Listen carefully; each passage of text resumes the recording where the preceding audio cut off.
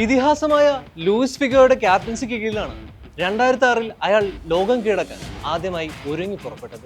ലക്ഷ്യത്തിന് തൊട്ടടുത്തെത്തി തോൽവി സമ്മതിച്ചെങ്കിലും അവന്റെ ഉള്ളിലൊരു തീക്കനലുണ്ടെന്ന് തിരിച്ചറിഞ്ഞ ലോകം ചാവേർ പോരാളി എന്ന് അവനെ ചാപ്പുകുത്തി.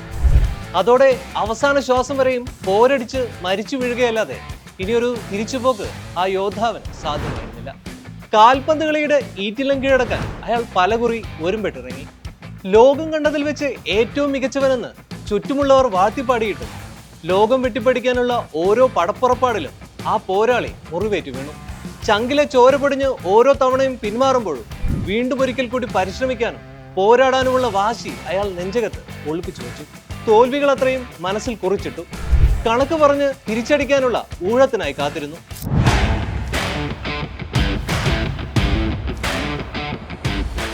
ഇതിനിടെ പിന്നിട്ട വേനലൊരു നെഞ്ചുലയ്ക്കുന്ന അകാല വിയോഗവും അവരെ കാത്തിരുന്നിരുന്നു. ആ യോദ്ധാക്കളിലെ മുൻനിര പോരാളികളിൽ ഒരാൾ ഈ ലോകത്ത് നിന്നും വിടവാങ്ങിയിരിക്കുന്നു. ഏറ്റവും പ്രിയപ്പെട്ട ഡിയോഗോ ജോട്ട, നിങ്ങളൊരു യഥാർത്ഥ പോരാളിയായിരുന്നു.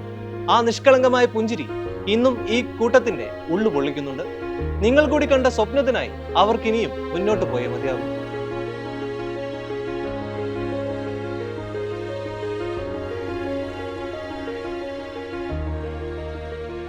ഒറ്റയ്ക്ക് ലോകം കീഴടക്കാൻ പുറപ്പെട്ട യോദ്ധാവിനൊപ്പം ഇന്ന് കരുത്തുറ്റൊരു പെരുമ്പടയുണ്ട്. പറങ്കി ഫുട്ബോൾ ചരിത്രത്തിലെ സുവർണ കാലഘട്ടത്തിലൂടെയാണ് കടന്നു പോകുന്നത്. 7 പതിറ്റാണ്ടായി തുടരുന്ന കാത്തിരിപ്പ് ഇനിയും ലക്ഷ്യം കണ്ടിട്ടില്ലെങ്കിലും ജോട്ടയ്ക്കായി അത് നേടിയെടുക്കാൻ അവർ പ്രതിജ്ഞ എടുത്തിട്ടുണ്ട്. ഈ പടയെ മുന്നോട്ട് നയിക്കാൻ ഇപ്പോഴും കരുത്തനായ ഒരു കപ്പിത്താനുണ്ട്, റൊണാൾഡോ ദോ സാന്റോസ് അവേരിയോ. അയാൾക്ക് കീഴിൽ ലോകം വിറപ്പിക്കുന്ന ഒരു സൈന്യമായി ഈ കൂട്ടം മാറിക്കഴിഞ്ഞു. One and only Portugal.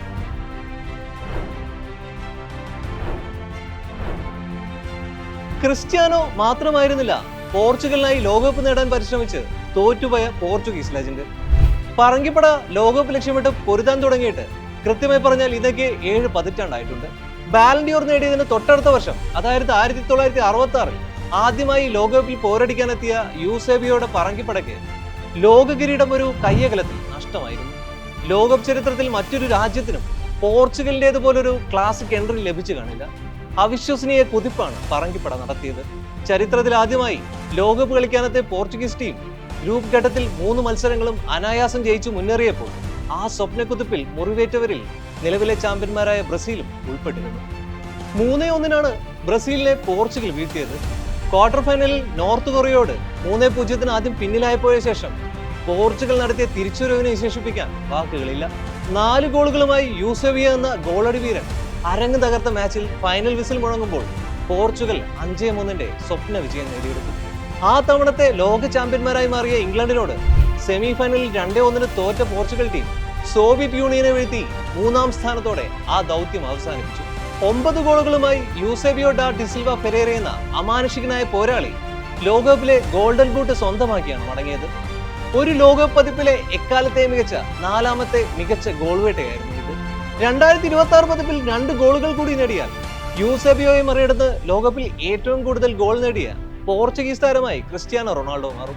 എന്നാലും 66-ൽ യൂസേബിയോ നടത്തിയ ആ പ്രകടനത്തിന്റെ മാറ്റൊന്നും ഫുട്ബോൾ ചരിത്രത്തിൽ ഒരിക്കലും മായാതെ തന്നെ തുടരും.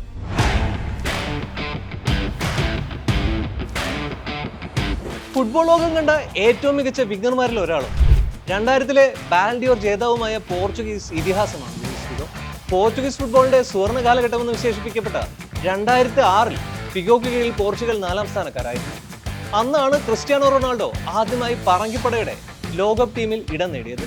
2002 മുതൽ തുടർച്ചയായി 7 പതിപ്പുകളിൽ യോഗ്യത നേടിയ പോർച്ചുഗൽ പിന്നിട്ട 7 പതിറ്റാണ്ടിനിടയിൽ ആകെ 9 വേൾഡ് കപ്പിൽ കളിക്കാനാണ് യോഗ്യത നേടിയിട്ടുള്ളത്.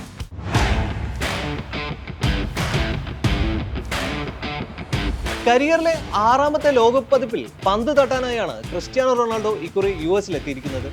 ലോകകപ്പ് കരിയറിൽ 22 മത്സരങ്ങളിൽ നിന്ന് 8 ഗോളുകൾ അദ്ദേഹം നേടിയിട്ടുണ്ട്. 2006-ൽ ജർമ്മനിയിൽ നടന്ന ലോകകപ്പിൽ പോർച്ചുഗൽ 4ാം സ്ഥാനക്കാരായതാണ് ക്രിസ്ത്യാനോയുടെ കരിയറിലെ ഏറ്റവും മികച്ച ലോകകപ്പ് പ്രകടനം. എന്നാൽ ഗോളുകളുടെ എണ്ണമെടുത്താൽ 2018-ലെ റഷ്യൻ ലോകകപ്പിൽ സ്പെയിനെതിരെ ഒരു ഹാട്രിക് അടക്കം 4 ഗോളുകൾ നേടിയതാണ് ലോകകപ്പിലെ മികച്ച പ്രകടനം. 2022 ഖത്തർ ലോകകപ്പിൽ ഘാനയ്ക്കെതിരെ പെനാൽറ്റിയിലൂടെ ഒരു ഗോൾ നേടിയതോടെ 5 വ്യത്യസ്ത ലോകകപ്പ് ടൂർണമെന്റുകളിൽ ഗോൾ നേടുന്ന ചരിത്രത്തിലെ ആദ്യ പുരുഷ ഫുട്ബോളറായി CR7 മാറിയിരുന്നു. മെയ്ദിയയിൽ ജനിച്ച രാജാവിന്റെ കിരീടാരോഹണ വേളയാണ് ഇനി. അയാൾക്കായി പോർച്ചുഗൽ സ്ക്വാഡിന് ജീവൻ കൊടുത്തും ലോകകപ്പ് നേടേണ്ടതുണ്ട്.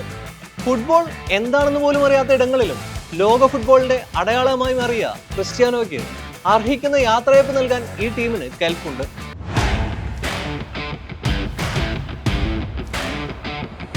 ഫിഫ റാങ്കിങ്ങിലെ 5ാം സ്ഥാനക്കാരായ പോർച്ചുഗലിന് 1966ലെയും 2006ലെയും സുവർണകാലത്തെ അനുസ്മരിപ്പിക്കുന്ന ഒരു സ്ക്വാഡ് ഡെപ്ത് ഇക്കുറി ഉണ്ടെന്നതാണ് ഏറ്റവും ആവേശം പകരുന്ന കാര്യം. 41കാരൻ ക്രിസ്ത്യാനോ റൊണാൾഡോ നയിക്കുന്ന സ്ക്വാഡിനായി ഇക്കുറി തന്ത്രങ്ങൾ ഒരുക്കുന്നത് കോച്ച് റോബർട്ടോ മാർട്ടിനസ് ആണ്. ഇരുവരുടെയും കോമ്പിനേഷനിൽ പോർച്ചുഗൽ 2025-ൽ യുവേഫ നേഷൻസ് ലീഗ് കിരീടം ചൂടിയിരുന്നു. ടാക്ടിക്സിലെ വൈവിധ്യമാണ് മാർട്ടിനസ് അണിയിച്ചൊരുക്കുന്ന പോർച്ചുഗീസ് സ്ക്വാഡിന്റെ കരുത്ത്. അറ്റാക്കിങ്ങിനെയും പൊസഷൻ ഫുട്ബോളിനെയും സഹായിക്കുന്ന 4-3-3 അല്ലെങ്കിൽ ഡിഫൻസീവായ 3-4-2-1 എന്ന ഫോർമേഷനിലാണ് പോർച്ചുഗൽ സാധാരണ കളിക്കാറുള്ളത്. ജോവോ നെവസിനും മാത്യൂസ് ന്യൂനസിനും ഒരേ മാച്ചിൽ തന്നെ ഫുൾ ബാക്കുകളായും മിഡ്ഫീൽഡർമാരായും തിളങ്ങാൻ കഴിയും. സമാനമായി ജോവോ കാൻസലേക്കും ഡിയോഗോ ഡാലറ്റിനും ഇരു ഫ്ലാങ്കുകളിലും മാറി മാറി കളിക്കാനും സാധിക്കും. മിഡ്ഫീൽഡ് മജീഷ്യന്മാരായ ബ്രൂണോ ഫെർണാണ്ടസിനും ബെർണാഡോ സിൽവയ്ക്കും നിരന്തരം റോളുകൾ കൈമാറാനുമാകും. പോർച്ചുഗീസ് സ്ക്വാഡിലെ ഈ ഫ്ലൂയിഡിറ്റി എതിർ ടീമുകൾക്ക് നിരന്തരം തലവേദന സൃഷ്ടിക്കുന്നതാണ്.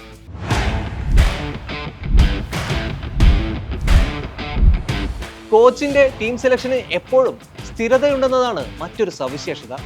പ്ലേയിങ് 11-ലെ 7 താരങ്ങളെ മാർട്ടിനസ് സ്ഥിരമായി തന്നെ ആദ്യ സ്ക്വാഡിൽ ഉൾപ്പെടുത്താറുണ്ട്.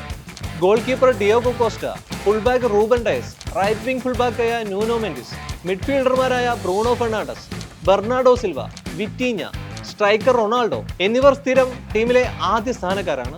പകരക്കാരായി striker Goncalo Ramos, attacking midfielder Joao Felix, മിഡ്ഫീൽഡിൽ Joao Palhinha, Joao Cancelo, Renato Veiga എന്നിവർ കൂടി എത്തിയാൽ പോർച്ചുഗൽ സ്ക്വാഡ് കരുത്തുറ്റതാകും.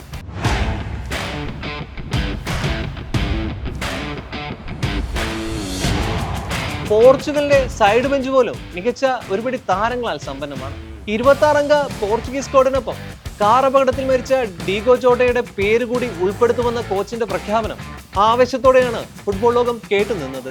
ജോട്ടയുടെ സ്വപ്നം സഫലമാക്കാൻ പറങ്കിപ്പട ഇക്കുറി ലോകകപ്പ് നേടുമെന്ന ഉറച്ച പ്രതീക്ഷയിലാണ് പോർച്ചുഗീസ് ആരാധകർ.